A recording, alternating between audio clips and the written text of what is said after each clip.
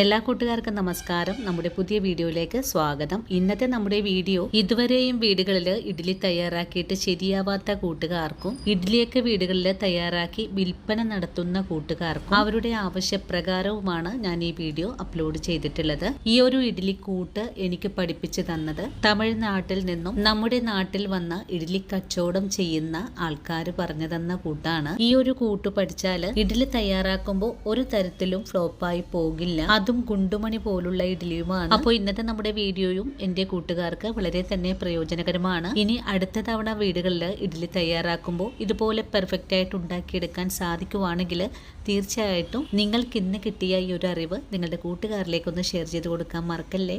അപ്പോൾ ഉടൻ തന്നെ നമുക്ക് നമ്മുടെ വീഡിയോ കാണാൻ പോകാം.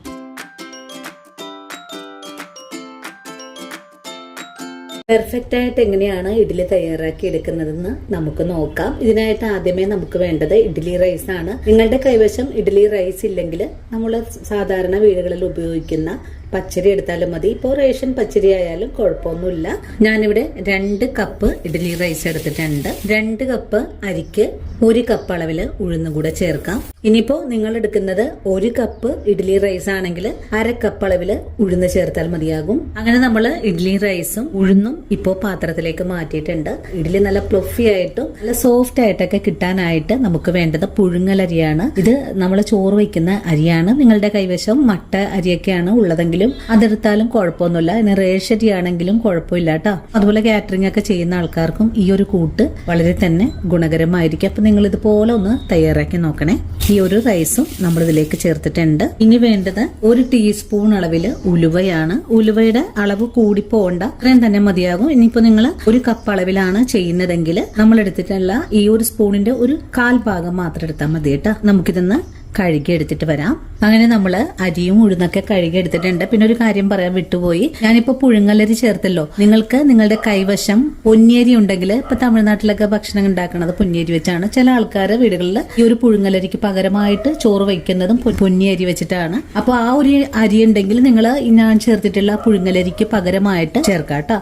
ഞാനിത് ഡസൻ കണക്കിന് ഇഡ്ഡലി ഉണ്ടാക്കി കൊടുക്കുന്ന ആൾക്കാർ പറഞ്ഞു തന്നതാണ് ഈ ഒരു ഇഡ്ഡലിയുടെ സൂത്രം. ഇത്രയും കാര്യങ്ങളൊക്കെ ആയിക്കഴിഞ്ഞാല് പിന്നെ നമുക്കിതിലേക്ക് ഒരു കാര്യം കൂടെ ചേർക്കണം. ഇനി വേണ്ടത് 1 കപ്പ് അളവിലെ ചോറാണ്. ചോറ് കൂടെ നമുക്ക് ഈ ഒരു സമയത്ത് അരി കുതിർത്തുന്നതോടൊപ്പം തന്നെ ചോറ് കൂടെ ചേർക്കാം. ഇനി നിങ്ങൾക്ക് ഇപ്പൊ ജോലിക്കൊക്കെ പോകുന്ന അമ്മമാരൊക്കെ ആണെങ്കിൽ നിങ്ങൾ രാത്രിയിൽ ഈ ഒരു കൂട്ട് തയ്യാറാക്കി വെച്ചതിന് ശേഷം രാവിലെ അരച്ചെടുത്താലും കുഴപ്പമൊന്നുമില്ല. 1 മണിക്കൂറൊക്കെ കൊണ്ട് തന്നെ ഇഡ്ഡലി നല്ല പ്ലഫി ആയിട്ട് തന്നെ മാവ് പൊങ്ങിയൊക്കെ വീർത്ത് കിട്ടോട്ടാ. ഇനി ഇതിലേക്ക് വെള്ളം ചേർക്കാം. പാത്രം നിറയെ തന്നെ വെള്ളം ഒഴിച്ചു കൊടുക്കണം. ഞാനിപ്പോ രാവിലെയാണ് കേട്ടോ അരി വെള്ളത്തിലിടുന്നത്. നിങ്ങൾ രാത്രിയിലാണ് ചെയ്ത് വെക്കുന്നതെങ്കിൽ കുതിർത്തുന്ന അരിയിലേക്ക് ഉപ്പും കൂടി ചേർത്തിട്ട് വേണം ഇത് കുതിർത്താൻ വെച്ചു കൊടുക്കാനായിട്ട്. അപ്പോൾ ഇനി ഇതൊന്ന് കുതിർന്ന് വരട്ടെ. നിറയെ തന്നെ വെള്ളം ഒഴിച്ചു കൊടുക്കണം. കാരണം നമ്മൾ ഇതിലേക്ക് പുഴുങ്ങലരി ചേർത്തിട്ടുള്ളത് കൊണ്ട് വെള്ളം നല്ല കമ്മിയാകാനായിട്ട് സാധ്യത കൂടുതലാണ് കേട്ടോ. ഇനി നമുക്കിതൊന്ന് മൂടിയും കൂടെ വെച്ചു കൊടുക്കാം. അങ്ങനെ നമ്മൾ കുതിർത്തിയ അരി ഇവിടെ ഒരു 3-4 മണിക്കൂറിന് ശേഷം തുറന്നു നോക്കുവാണ്. ഇപ്പോ അരി നല്ലവണ്ണം തന്നെ കുതിർന്ന് വന്നിട്ടുണ്ട്. അതുപോലെ ഞാൻ ഈ അരി കുതിർത്താൻ വെച്ച് കൊടുത്തപ്പോൾ വെള്ളം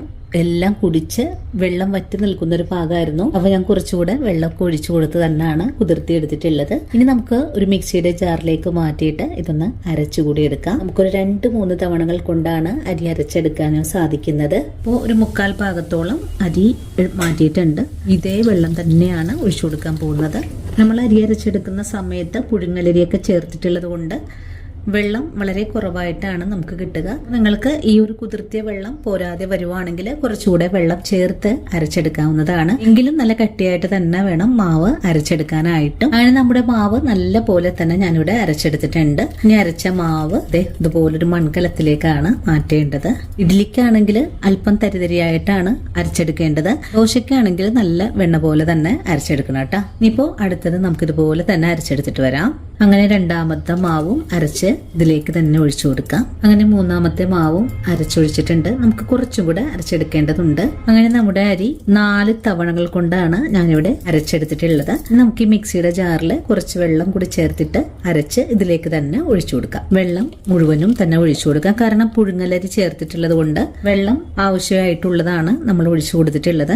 ഞാനിപ്പോ ഇതിലേക്ക് ഉപ്പ് ചേർക്കുന്നില്ല. രാവിലെയാണ് ഉപ്പ് ചേർക്കുന്നത്. ഇനി നല്ലവണ്ണം തന്നെ ഇളക്കി യോജിപ്പിച്ചു കൊടുക്കാം. കൊടുക്കാം. നിങ്ങൾ രാത്രി അരിയിട്ട് രാവിലെയാണ് അരക്കുന്നതെങ്കിൽ രാത്രി അരിയോടൊപ്പം തന്നെ ഉപ്പും കൂടി ചേർത്തിട്ട് വേണം അരി കുതിർത്താൻ വെച്ചു കൊടുക്കാനായിട്ട്. ഇനി നല്ലവണ്ണം ഒന്ന് ഇളക്കി യോജിപ്പിച്ചു കൊടുക്കാം. നമ്മുടെ കൈ കൊണ്ട് ഇളക്കി യോജിപ്പിക്കുന്നതാണ് നല്ലത്. ഇനിയിപ്പോ ഞാൻ നിങ്ങൾക്ക് വേണ്ടിയിട്ട് തവി വെച്ചിട്ടാണ് ഇളക്കി കാണിച്ചു തരുന്നത്. മാവ് ഇതുപോലെ ഒന്ന് മുകളിലേക്ക് താഴേക്ക് ഒന്ന് കോരി ഒഴിച്ചു കൊടുക്കണം. നമ്മൾ അരച്ചെടുക്കുന്ന സമയത്ത് മിക്സി ഒന്ന് ചൂടാകാൻ സാധ്യതയുണ്ട്. ആ സമയത്ത് ഇതുപോലെയുള്ള മൺപാത്രങ്ങളിൽ ഒഴിച്ചു കൊടുക്കുവാണെങ്കിൽ മാവിന്റെ ആ ഒരു ചൂട് ക്രമീകരിക്കുന്നതിനായിട്ട് ഏറ്റവും നല്ലതാണ്. ഇനിയിപ്പോ നിങ്ങൾക്ക് മാവ് അരച്ചെടുക്കുന്ന സമയത്ത് നിങ്ങളുടെ വീട്ടില് ഐസൊക്കെ ഉണ്ടെങ്കിൽ ഐസ് ചേർത്തും അരച്ചെടുക്കാവുന്നതാണ്. അതുപോലെ പല ആളുകളും ഇഡ്ഡലി ഉണ്ടാക്കുന്ന സമയത്ത് നല്ല കളർ കിട്ടാനായിട്ട് ചവ്വരി ചേർത്തരക്കാറുണ്ട്. അങ്ങനെ അരച്ച് എടുക്കുമ്പോൾ നമ്മുടെ ഇഡ്ഡലിക്ക് പശ കൂടി വരാനും ഇഡ്ഡലി പൊട്ടിപ്പോവാനും അതുപോലെ പെർഫെക്റ്റ് ആയിട്ടുള്ള ഒരു ഇഡ്ഡലിയുടെ സ്വാദ് അതിലുണ്ടാവുകയും ഇല്ല. പല ആൾക്കാർക്കും സാഗോയുടെ അളവ് എത്രയാണെന്ന് കറക്റ്റായിട്ട് അറിയാത്തതാണ് കേട്ടോ പ്രശ്നം. ഇഡ്ഡലിക്ക് കളർ ഉണ്ടാകും എന്ന് വെച്ചിട്ട് അത് ചേർക്കുമ്പോൾ കൂടുതലായിട്ട് വഴുവഴുപ്പ് കൂടി വരാൻ സാധ്യത വളരെ കൂടുതലാണ്. അപ്പൊ അതൊക്കെ ശ്രദ്ധിച്ച് വേണം ചെയ്തെടുക്കാനായിട്ട്. അങ്ങനെ നമ്മുടെ മാവിന്റെ മിക്സിംഗ് ഒക്കെ കഴിഞ്ഞിട്ടുണ്ട്. ഇതുപോലെയാണ് അരച്ചെടുക്കേണ്ടത്. ഓവറായിട്ട് വെള്ളമൊന്നും ഒഴിച്ചു കൊടുത്ത് അരച്ചെടുക്കരുത്. മാവ് നല്ല കട്ടിയായിട്ട് വേണം കേട്ടോ കലക്കി വെക്കാനായിട്ട്.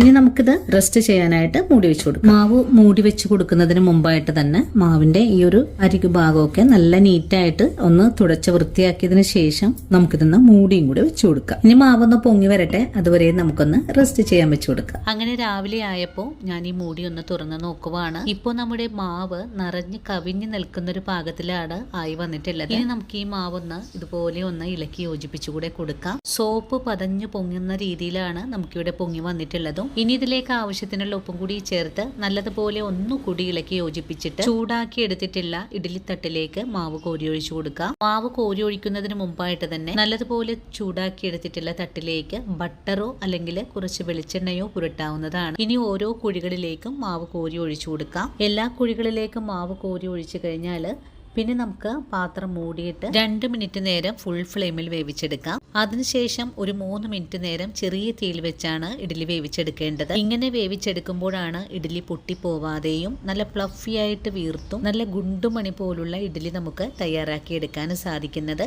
ഇനി ഇതിന്റെ മേലെയായിട്ട് കുറച്ച് വെള്ളം ഒന്ന് ഒഴിച്ചു കൊടുത്തതിന് ശേഷം ഇഡ്ഡലി തട്ട് താഴേക്ക് ഇറക്കി വെച്ച് കൊടുക്കാം. താഴേക്ക് ഇറക്കി വെച്ച് കൊടുക്കുന്ന സമയത്ത് വെള്ളമെല്ലാം പാത്രത്തിലേക്കും ഒഴിച്ചു മാറ്റണം.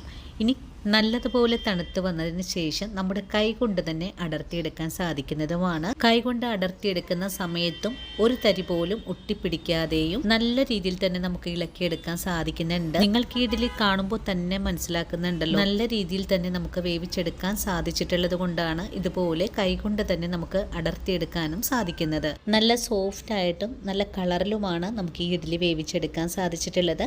ഞാനിതിലേക്ക് ചോറ് മട്ടവടി റൈസാണ് ചേർത്തിട്ടുള്ളതും എങ്കിൽ തന്നെയും നല്ല കളറായിട്ടുള്ള ഇഡ്ഡലിയാണ് നമുക്കിവിടെ വെന്ത് കിട്ടിയിട്ടുള്ളതും. അപ്പോൾ ഇന്നത്തെ നമ്മുടെ വീഡിയോയും ഇത്രയേ ഉള്ളൂ. ഈ ഒരു വീഡിയോയും കണ്ടിട്ട് എൻ്റെ കൂട്ടുകാർക്ക് ഒരുപോലെ തന്നെ ഇഷ്ടപ്പെടുവാണെങ്കിൽ തീർച്ചയായിട്ടും നമ്മുടെ പേജ് ഒന്ന് ഫോളോ ചെയ്യുന്ന കാര്യം മറക്കല്ലേ. അപ്പോൾ ഇനിയും നല്ലൊരു വീഡിയോ ആയിട്ട് നാളെ കാണാം. അതുവരെ ഒത്തിരി സ്നേഹത്തോടെ വീണ്ടും കാത്തിരിക്കുക.